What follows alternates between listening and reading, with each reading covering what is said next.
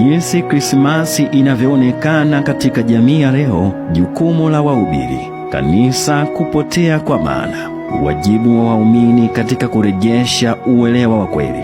Katika jamii nyingi ya leo, Krismasi inaonekana kama siku ya furaha. Ni muda wa mapumziko, muziki na zawadi. Ni tukio la kijamii zaidi kuliko tukio la kiroho. Watu wengi hutakiana Krismasi njema, lakini hawajiulizi Kristo anamaanisha nini kwangu. Biblia inaonyesha picha tofauti kabisa. Mfano wa Biblia, kuzaliwa kwa Yesu. Yesu hakuzaliwa ikulu, hakuzaliwa katika sherehe. Alizaliwa pangoni katika unyenyekevu. Luka 2:7. Malaika hawakutangaza furaha duniani, bali Mwokozi amezaliwa. Luka 2:11. Hii inaonyesha kuwa Krismas haikuwa sherehe ya starehe, bali mwanzo wa safari ya mateso na wokovu. Lakini jamii ya leo imechukua furaha bila toba, sherehe bila tafakari. Biblia inaonyesha wazi kuwa kama tarumbeta ikitoa sauti isiyoeleweka, ni nani atakayejitayarisha kwa vita? Wakorintho sura ya 1:14-8. Wahubiri wa zamani walitoa sauti iliyo wazi. Mfano wa Yohana Mbatizaji. Yohana alihubiri toba, aliwakemea viongozi wa kidini, aliwaandaa watu kumpokea Kristo. Mathayo 3. Hakuogopa kukataliwa, kupoteza nafasi yake, kupoteza wafuasi, hata kifo. Ndio maana watu walioje, je, wewe ndiwe Masihi? Kwa sababu ujumbe wake ulikuwa na uzito wa mbinguni. Wahubiri wa leo hatari ya kupoteza maana. Wanahubiri Krismasi kama tukio la furaha tu. Wanakwepa ujumbe wa toba na mabadiliko. Wanapendelea ujumbe unaofanya watu wajisikie vizuri. Krismasi imegeuzwa tamasha la kanisa, mradi wa ratiba, si wito wa kiroho. Matokeo yake, watu hawapotezi imani kwa Kristo, bali wanapoteza uzito wa kiroho. Kanisa linaposhindwa kuelewa maana, jamii hujaza pengo kwa desturi na sherehe. Jukumu la waumini, tatizo lisilosemwa mara nyingi. Ni rahisi kulaumu wahubiri, lakini Biblia inaonyesha kuwa waumini nao wana wajibu mkubwa. Waumini wa zamani walitaka kuelewa. Mfano wa Ebrania wa Baroya.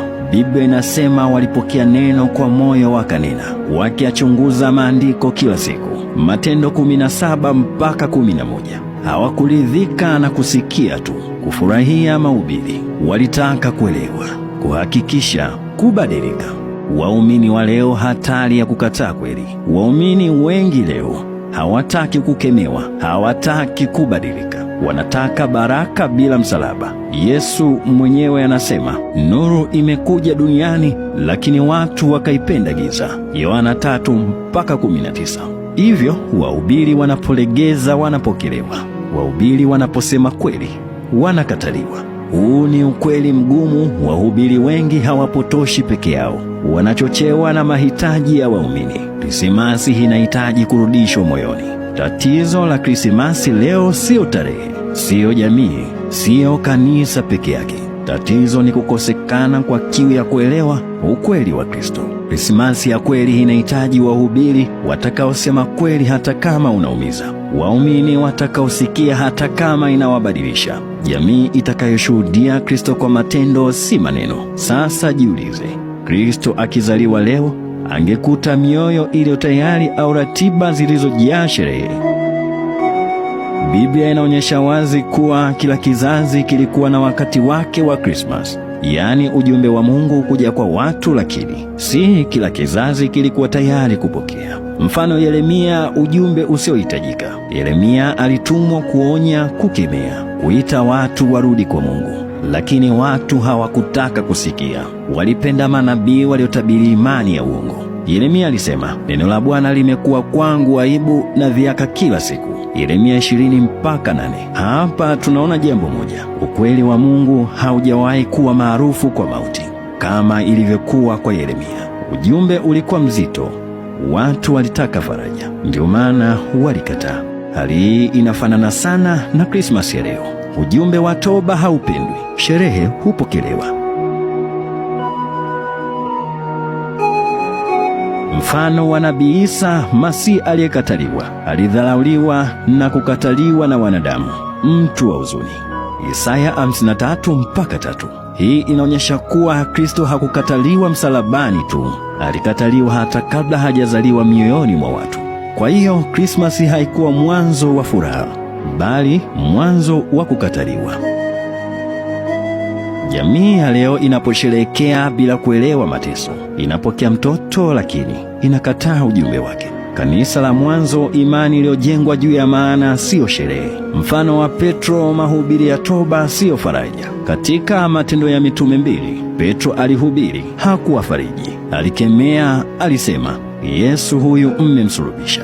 Matokeo hayakuwa makofi, shangwe, bali walichomwa mioyoni mwao, wakasema, hapa tunaona tofauti kubwa. Kanisa la mwanzo lilihubiri mpaka watu wachomwe, si mpaka wafurahi. Mfano, kanisa la mwanzo walielewa gharama. Waumini wa mwanzo walikubali mateso, walipoteza mali, walifukuzwa, lakini Biblia inasema walifurahi kwa sababu walihesabiwa kustahili kuteswa kwa ajili ya jina la Yesu. Matendo 5:41.